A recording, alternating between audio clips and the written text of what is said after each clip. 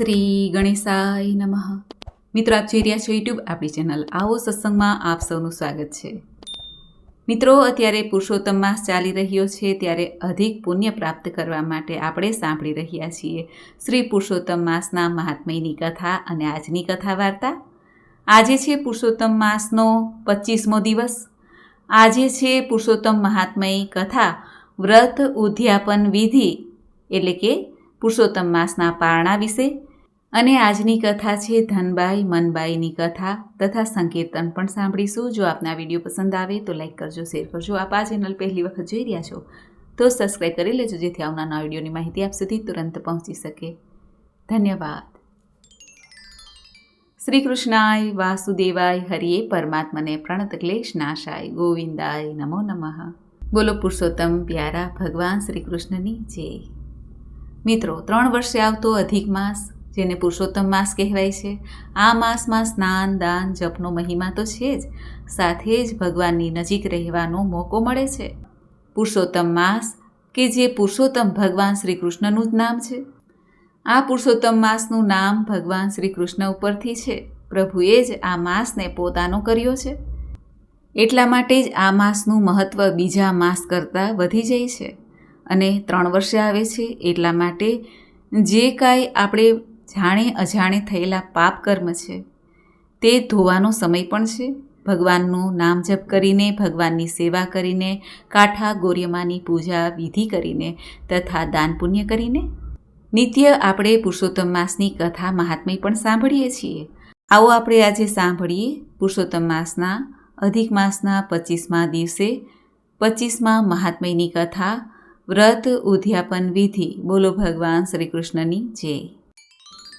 સૂત પુરાણી સોનકાદિ ઋષિઓને કહે છે, હે સોનકાદિ મુનિઓ, રાજા દ્રઢધન્વાએ પુરુષોત્તમ માસના વ્રતની ઉદ્યાપન વિધિ અંગે પૂછતા મુનિ વાલ્મીકીજીએ જે જણાવ્યું હતું તે હું તમને જણાવું છું, તે ધ્યાનથી સાંભળો. પુરુષોત્તમ માસમાં કૃષ્ણ પક્ષના 14 અથવા તો અષ્ટમીના દિવસે વ્રતનું ઉદ્યાપન થાય છે. સવારની સર્વ ક્રિયાઓ પતાવ્યા પછી 30 બ્રાહ્મણોને પત્ની સહિત આમંત્રણ આપવાનું હોય છે. નહીં તો શક્તિ મુજબ 5, 7 કે 1 બ્રાહ્મણને પણ બોલાવી શકાય છે સજોડે. અને અડધો મણ, 10 શેર, 5 શેર કે 2.5 શેર જુદા જુદા 5 જાતના ધાન્ય લાવીને ભૂમિ પર મંડળ રચવું. આ મંડળ ઉપર સોના, રૂપા, તાંબા કે માટીના છિદ્રો વિનાના 4 ઘડા સ્થાપવા. તેમના પર ફળો મૂકીને વસ્ત્રો, ફૂલો, ચંદન આદિથી પૂજા કરવી. ત્યારબાદ વાસુદેવ, બલભદ્ર, પ્રદ્યુમ્ન અને અનિરુદ્ધ એ 4 દેવોનું સ્થાપન કરવું. 4 બ્રાહ્મણો પાસે પૂજન કરાવીને તેમને ભોજન, વસ્ત્ર અને દક્ષિણા આપવી. 4 દિશામાં દીપકો મૂકવા અને પત્ની સહિત ભગવાન પુરુષોત્તમની પૂજા કરવી તથા વાસુદેવાય સ્વાહા મંત્રથી તલનો હોમ કરવો. હોમ દરમિયાન, હે પુરુષોત્તમ ભગવાન, મારા અર્ધ્યનો આપ સ્વીકાર કરો, હું આપને નમસ્કાર કરું છું, તેમ પ્રાર્થના કરવી અને ધ્યાન ધરવું. બાદ પૂજા કરાવનાર બ્રાહ્મણને સોના સહિતનું પાત્ર દાનમાં આપવું. આચાર્યને સંતોષ થાય તેટલી દક્ષિણા આપવી. ઉપરાંત આમંત્રિત બીજા બ્રાહ્મણોને ભોજન કરાવીને દક્ષિણા સાથે ગાયનું દાન આપવું. પરંતુ અત્યારના સમય પ્રમાણે જે યોગ્ય હોય તે દાન આપવું. તેલ અને ઘીના પાત્રો, વસ્ત્રો, શિવ પાર્વતીજીની મૂર્તિ, પગરખા આદિ દાનમાં આપી શકાય છે. જો શક્તિ હોય તો શ્રીમદ ભાગવતનો ગ્રંથ આપવો. બ્રાહ્મણની પત્નીઓને પણ વાંસના સુપડા છે, હળદર, કંકુ તથા શૃંગારની સામગ્રી દાન આપી શકાય છે. ત્યારબાદ વ્રતમાં થયેલ ભૂલની બદલ પ્રભુની સામે ક્ષમા પ્રાર્થના કરવી. સર્વ કર્મ પતી ગયા પછી ગોગ્રાસ અને શ્વાનનો ભાગ કાઢીને સહકુટુંબ ભોજન લેવું.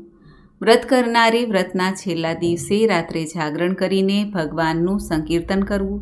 ભગવાન પુરુષોત્તમનું પૂજનનું વિસર્જન કરીને ત્યારબાદ વ્રતની પૂર્ણાહુતિ કરવી. જે કોઈ નર નારી પુરુષોત્તમ વ્રત અને તેની ઉદ્યાપન વિધિ શ્રદ્ધાપૂર્વક કરે છે તે આ લોકમાં ઘણું સુખ ભોગવીને અંતે વૈકુંઠમાં જાય છે. શ્રી બૃહદ નારદીય પુરાણમાંના પુરુષોત્તમ મહાત્મ્યમાંનો વ્રત ઉદ્યાપન વિધિ નામનો 25મો અધ્યાય સંપૂર્ણ થાય છે. બોલો ભગવાન શ્રી કૃષ્ણની જય. હવે આપણે સાંભળીએ આજની કથા વાર્તા ધનબાઈ મનબાઈની કથા. બોલો પુરુષોત્તમ ભગવાનની જય. ધારાનગરીમાં રાજા ભોજ રાજ કરે. તે દયાળુ, પરોપકારી, પ્રજાપ્રેમી અને બહાદુર હતા. તે પ્રજાને સુખે સુખી અને પ્રજાના દુઃખે દુઃખી થનાર હતા. નિત્ય રાત્રે અંધાર પછોડે ઓઢીને નગરચર્યા જોવા નીકળતા. જેને દુઃખી જોતા તેને બીજે દિવસે દરબારમાં બોલાવીને તેમનું દુઃખ ટાળતા. આમ રાજા ભોજ પ્રજાવત્સલ હોવાને લીધે તેમની કીર્તિ તેમના રાજ્યમાં ચારેય દિશાઓમાં પ્રસરી હતી. પ્રજા દેવ તરીકે ગણીને રાજાને પૂજતી. આ ધારાનગરીમાં 2 બાઈઓ રહે. એકનું નામ ધનબાઈ અને બીજીનું નામ મનબાઈ. તેઓ બંને નજીક નજીકના ફળિયામાં રહેતા હતા. ધનબાઈ એકવાર મુશ્કેલીમાં આવી ગયા ત્યારે રાજા ભોજે મદદ કરેલી. આથી તે ભોજ રાજાને ભગવાન કરતાં વધુ આદર આપતા, પ્રેમ રાખતા. જ્યારે પણ રાજાની સવારી નગરમાંથી નીકળતી ત્યારે તે બધા કામ મૂકીને તેમના દર્શન કરવા માટે દોડી જતા. મનબાઈ પણ રાજાને ઘણા માન આદરથી જોતા. તેમના કાર્યોને તે વખાણતા. છતાં પ્રભુ તે પ્રભુ અને રાજા તે રાજા તેમ તે માનતા હતા. રાજા પ્રભુ તોલે ન આવે તેવું તેમનું માનવું હતું. ધનબાઈ અને મનબાઈ બંને ધાર્મિક વૃત્તિના હતા. સારા કાર્યોમાં બંને આગળ પડતો ભાગ લે. કોઈ દુખિયારી બહેનને જોતા તો તેને તેઓ સહાય કરવામાં પાછા ન પડતા. એવામાં અધિક પુરુષોત્તમ માસ આવ્યો. બંને બાઈઓએ પુરુષોત્તમ ભગવાનનું વ્રત શરૂ કર્યું. બંને સવારે નદીએ સ્નાન કરવા જાય, કાંઠા ગોર્યમાની પૂજા કરે, કથા વાર્તા સાંભળે, દાન દક્ષિણા આપે. ધનબાઈ અને મનબાઈ જાણે એક સિક્કાની 2 બાજુ હોય તેમ દેખાય. ફક્ત તેમાં થોડો જ ફેર હતો. ધનબાઈને ભોજ રાજા પ્રત્યે અપાર હેત, ભગવાન તુલ્ય માને. જ્યારે મનબાઈને પણ રાજા પ્રત્યે હેત તો હતું, પરંતુ ભગવાનને પ્રથમ સ્થાન આપતા. તે વ્રત દરમિયાન પુરુષોત્તમ ભગવાનનું સતત રટણ કર્યા કરતા. દરરોજ પ્રાતઃકાળે નદીએ સ્નાન કરતી વખતે ધનબાઈ સૂર્યદેવ સામે હાથ જોડીને બોલે, હે પુરુષોત્તમ ભગવાન, ફળજો ભોજ ભૂપાળ.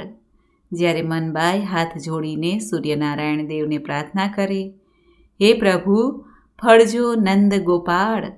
આમ બંને ધનબાઈ અને મનબાઈ સૂર્યદેવ સમક્ષ સ્નાન કરતી વખતે જુદી જુદી પ્રાર્થના કરે. ધનબાઈ માનતા કે ભગવાનને રીઝવવા તો ઘણા જપ તપ કરવા પડે. વળી પ્રભુ સાંભળે ખરા, ન પણ સાંભળે.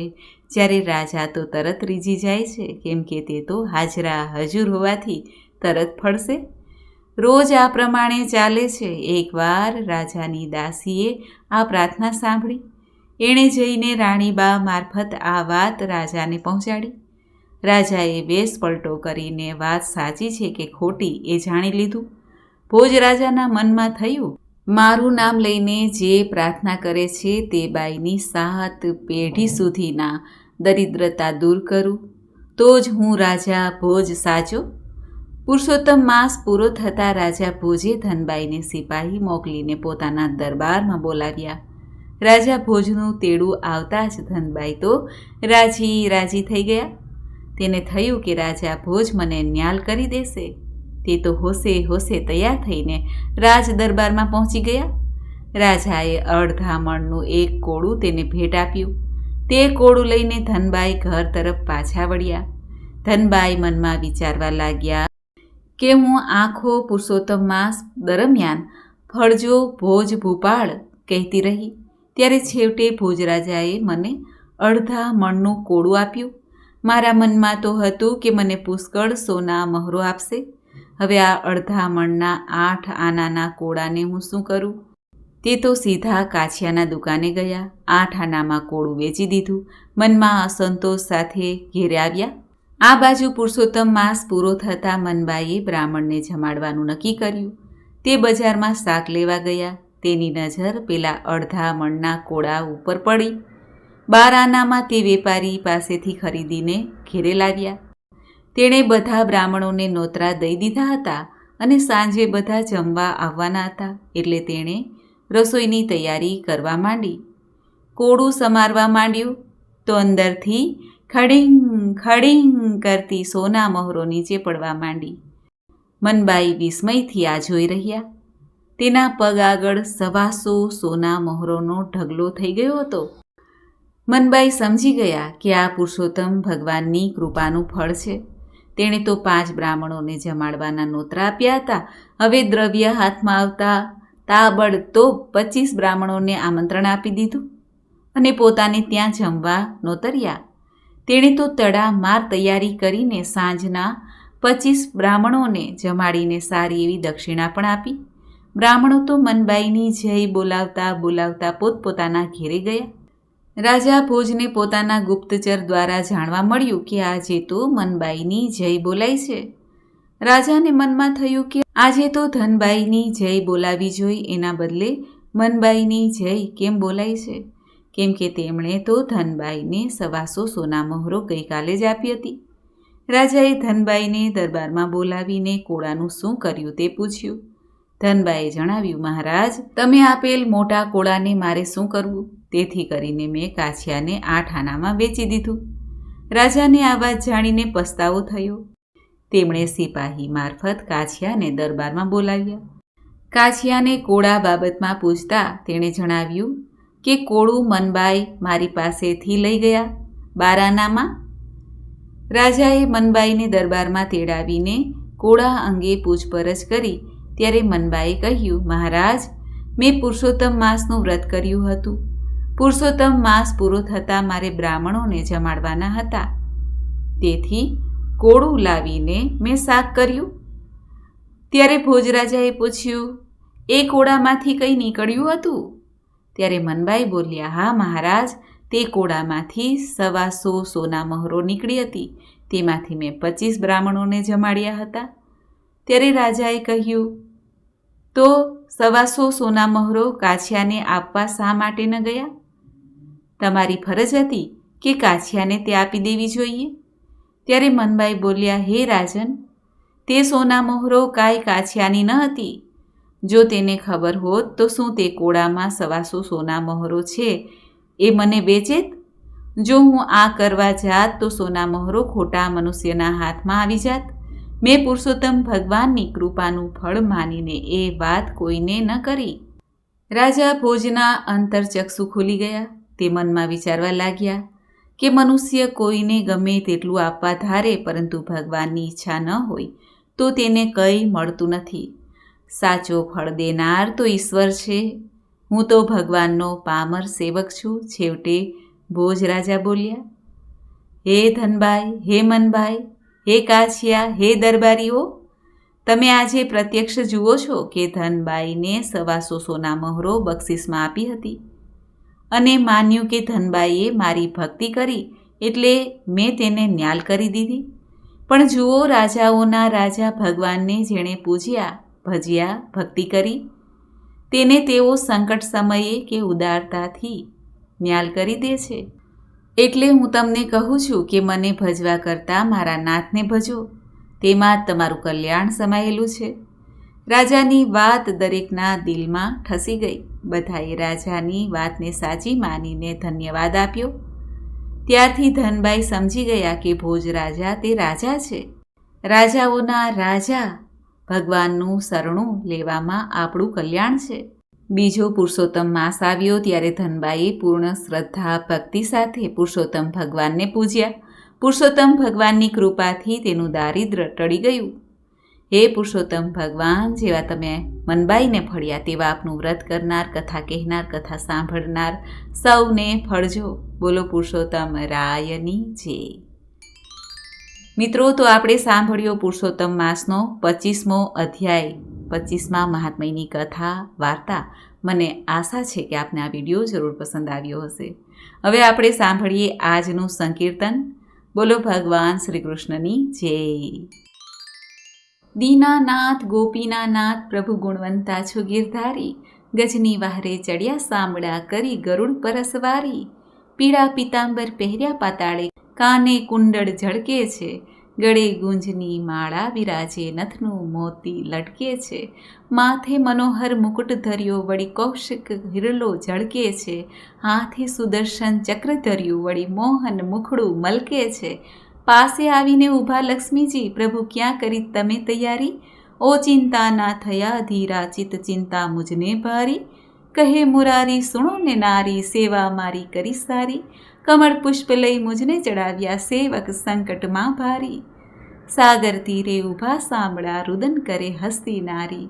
સૂંઢ ગ્રહીને ગજને ઉગાર્યો, મગરને નાખ્યો મારી. અંત સમયની અરજી સુણી વહાલા, ગજની અરજી સ્વીકારી. ચક્ર લઈને મસ્તક છેદ્યા, દર્શન દીધા મોરારી. રામ કહેતા દામ ના બેસે, અક્ષર નામ લ્યો ઉચ્ચારી. પાપ નિવારણ છો પાતળિયા, ગંધર્વની ગતિ ન્યારી. અંત સમય પ્રભુ વહેલે આવજો, ક્ષીરસાગરના રહેવાસી. શેષનાગ પર શયન જ કીધા, અલબેલા છો અવિનાશી. તે જ સમયે ત્રિપુરારી મોરારી, તુલસી ચરણની હું દાસી. મારી કરણી સામું જરી ન જોશો, જાળવજો જમની ફાંસી. બોલો ભગવાન પુરુષોત્તમની જય. મિત્રો, મને સાંભળવા માટે ધન્યવાદ. આપ સૌને મારા જય શ્રી કૃષ્ણ.